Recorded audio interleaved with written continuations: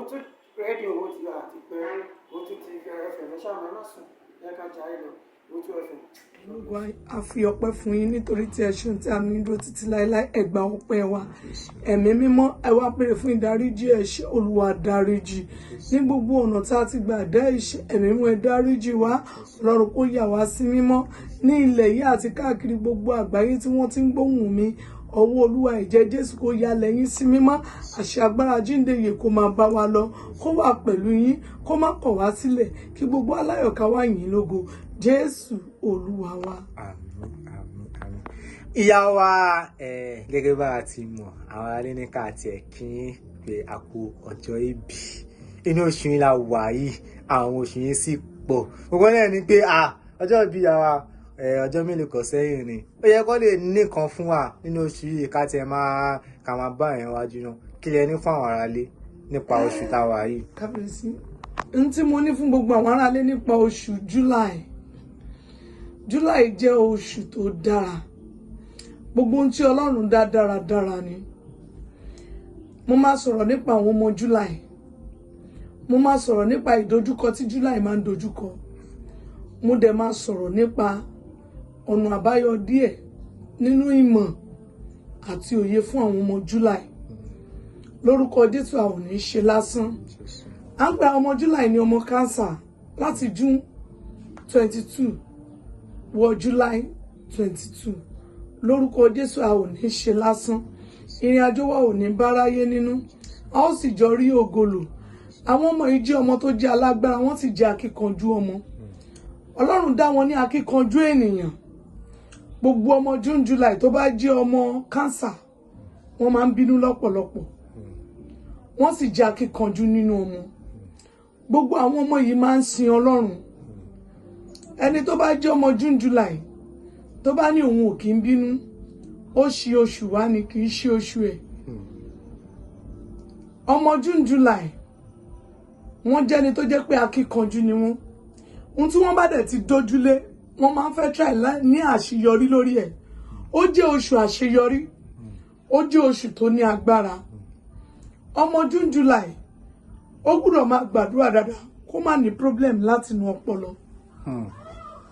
kábíyèsí torí pé ìran cancer ni wọ́n akàn ni wọ́n máa ń bá jáde ọmọ June July ó gbọ́dọ̀ sá fún ẹja tí kò ní ìpẹ́ I'm still talking about nípa ìmọ̀ àwọn nǹkan kan wà tí ọmọ June July gbọ́dọ̀ ṣe tí wọ́n jẹ́ ọmọ cancer tó jẹ́ ìwọ̀ fún wọn. bẹ́ẹ̀ ni ọkọ tó bá fẹ́ wọn máa ń gbádùn wọn aya tó bá fẹ́ wọn máa ń gbádùn wọn ṣùgbọ́n tí wọn ò bá gbàdúrà dáadáa ogun lè kì í jẹ́ kán rí ìdíje òkò lé ọkọ.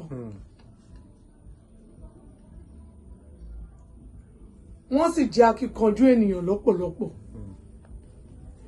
ọmọ June July jẹ́ ọmọ lọ́lá ẹ lọ wò dáadáa wọ́n máa ń rí ìdojúkọ o ìdánwò wọn máa ń dàbí tìǹà ni ó dàbí ẹni tó la góòdù tó la iná kọjá tó wá padà di gold wọ́n máa ń la ọ̀pọ̀lọpọ̀ ìdojúkọ kọjá ṣùgbọ́n ìdojúkọ wọn yẹn máa ń padà já sí ayọ̀ wọn ò ní padà sọ́dọ̀ wọn Ẹlẹ́dàá wọn láì ní ẹ̀rí dání àwọn ọmọ yìí jẹ́ ọmọ tó ní agbára sàrà àti ọmọ June July máa ń ṣe tó bá Ẹlẹ́dàá àti ìràwọ̀ tí wọ́n bá wá sáyé mu ìràwọ̀ omi ni wọ́n gbọ́dọ̀ fẹ́ ni tí wọ́n gbọ́dọ̀ sá fún ìràwọ̀ iná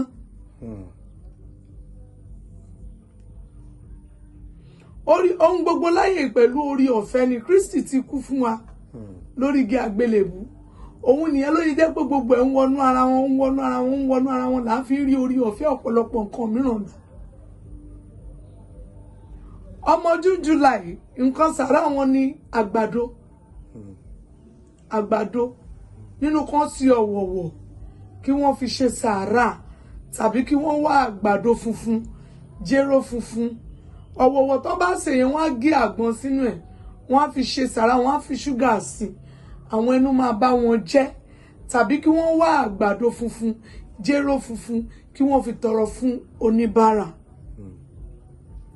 ọmọ June July pẹ̀tẹ̀pẹ̀tẹ̀ ni wọ́n wọn rárá gbà wọ̀ sísí ẹni bá bí wọn lọ́mọ ló lè testify nǹkan tí mò ń sọ yìí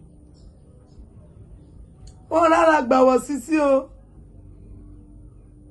díẹ̀díẹ̀ ọmọ June July dẹ̀ máa ń sábà fẹ́ wà níbi tó ṣà máa dá jókòó tó máa dá reason wọ́n máa dá reason wọ́n dẹ̀ máa ń kọ́ra so ohun gbogbo láyé yìí pẹ̀lú àdúrà ohun gbogbo ni ṣíṣe fún Kristi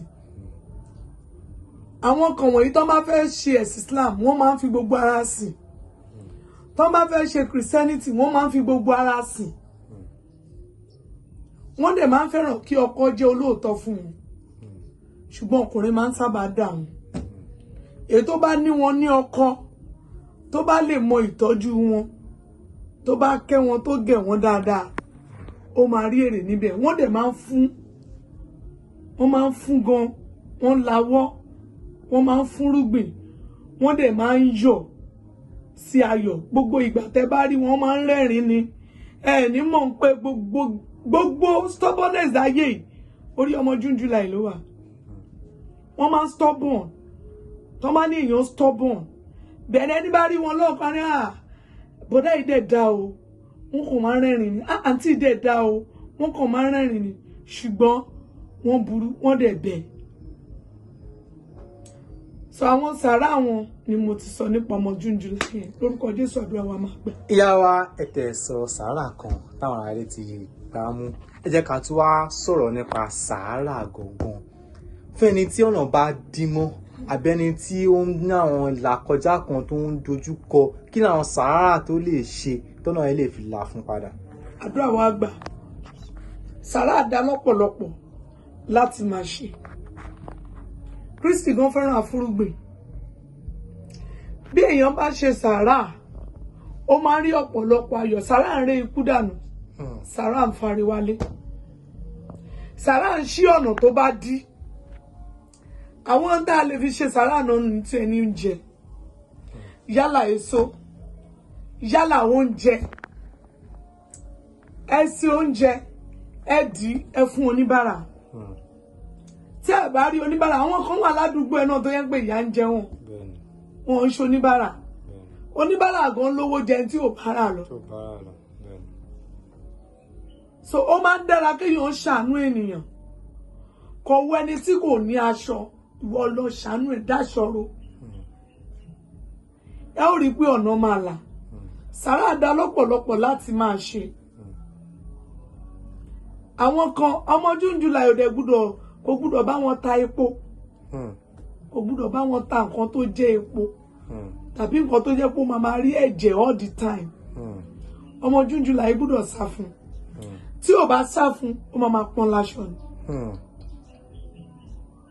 ó máa pọ́n láṣọ ni ara mi wọn ò gbàbẹ̀ yẹn rárá kò láìlà kọjá yẹn kọjá wọ́n lórí ọ̀fẹ́ láti wọṣọ white wọ́n lórí ọ̀fẹ́ láti wọṣọ blue wọ́n lórí ọ̀fẹ́ láti wọṣọ green ṣùgbọ́n nǹkan tó ń jẹ́ ọmọ pupa àwọn wọṣọ pupa à ń gbé ìrìn àjò pupa kò bá ìrìn àjò wọn mu gbogbo oṣù pátá ló ní àwọn nǹkan tí ó yẹ kó máa ṣe dẹ́ mo ti sọ nínú afárá tí mo ṣe lọ sẹ́yìn ìpè orí ọ̀fẹ́ wà púpọ̀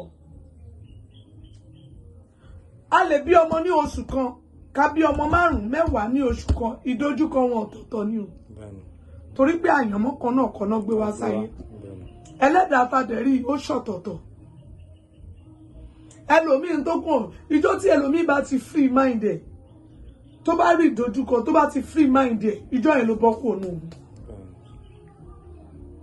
ẹlòmíín kó kàn máa yin Ọlọ́run kó kàn máa yin kó máa kọrin kó free heart ẹ̀ kó free mind ẹ̀ contract tó lè máa bọ́ sí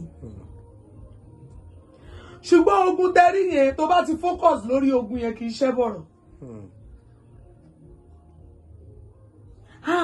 ogun yìí ni ogun yìí ni ogun yẹn máa wò pé yes òun ríbi jókòó òun dẹ́rù bá túraká so ọ̀pọ̀lọpọ̀ sàrà ló wà nílẹ̀ tí èèyàn lè ṣe kọ́kọ́ béèrè lọ́wọ́ ẹlẹ́dàá rẹ kí ni ohun tó fẹ́. They always tell people that tó bá lọ sọ́dọ̀ wòlíì tàbó lọ sọ́dọ̀ aláàfáà bó lọ sílé yẹmí wá bó lọ sí anywhere àbó wá sí temple wájú Ọlọ́run wá gbàdúrà kọ́kọ́ bẹ ẹlẹ́dàá náà Bíbélì wípé ègbé ni fún ẹni tó ń bá ẹlẹ́dàá rẹ̀ jà. So ìwọ tó ń bá ẹlẹ́dàá ẹ̀ jà wá lọ sọ́dọ̀ wòlíì, olóòlọ gbàdúrà bó lọ sọ́dọ̀ pásítọ̀, ẹlẹ́dàá yìí ò lè jẹ́ ó gbà. Mama tako ni. Ó máa tako gbogbo ohun tó bá ń ṣe. So mọ́mì dádì, ẹ fúnra yín, ẹ lọ sínú ìyẹ̀wù yín, lọ́nà wo lẹ fi ń bá ẹlẹ́dàá yín jà. Ẹlòmíì gan kò tún ẹlẹ́dàá ẹ̀ ṣe. Ó dẹ̀ expect pé kọ́nà là. Ẹlòmíì kò tiẹ̀, ẹlòmíì ti lọ ṣọ́ọ̀ṣì lọ gbálẹ̀ ṣọ́ọ̀ṣì gbẹ̀yìn sí, kò lè ṣe nítorí pé ó ti gbé rẹ̀ ga ju ibi tí Ọlọ́run gbé sí lọ. Ẹlòmíì ò tiẹ̀ wọ mọ́ṣáláṣí láti lọ tún mọ́ṣáláṣí ṣe. Àwọn nǹkan kan wà Ọlọ́run tá à ń sìn náà kì í ṣe Ọlọ́run ẹ̀tàn o. I always tell people a lè kan Ọlọ́run àbí tá a bá ń tanra wa. Ṣùgbọ́n àwọn nǹkan kan wà tó jẹ́ pé a gbọ́dọ̀ máa fi tu Ọlọ́run lójú. A gbọ́dọ̀ fi tu Ọlọ́run lójú láti lè rí ìdùnnú Ọlọ́run. Lórúkọ Jésù àdúrà wa máa gbà. Ojú ò ní tì wá. Ẹ jẹ́ ká múra sí ọ̀rọ̀ ìgbé ayé wa. Màá dẹ̀ tún mẹ́nu bà àlá. Àlá is a one prophet tí Ọlọ́run dá fún ọ. Wòlíì àkọ́kọ́ tí Ọlọ́run yàn fún ọ, tí Ọlọ́run yàn fún èmi, òun ni àlá. Ṣùgbọ́n ta ló ń túmọ̀ àlá rẹ fún? Ọ̀pọ̀lọpọ̀ ẹlòmíràn lónìí ó láàlá, ó dẹ̀ wò pé wo tí bá ti wọlé máa pray jàre, tí bá ti gbàdúrà ogun yẹn ti ṣẹ́. Àlá yẹn béèrè nǹkan kan lọ́wọ́ rẹ ni mọ́mì. Àlá yẹn béèrè nǹkan kan lọ́wọ́ yín ni dádì.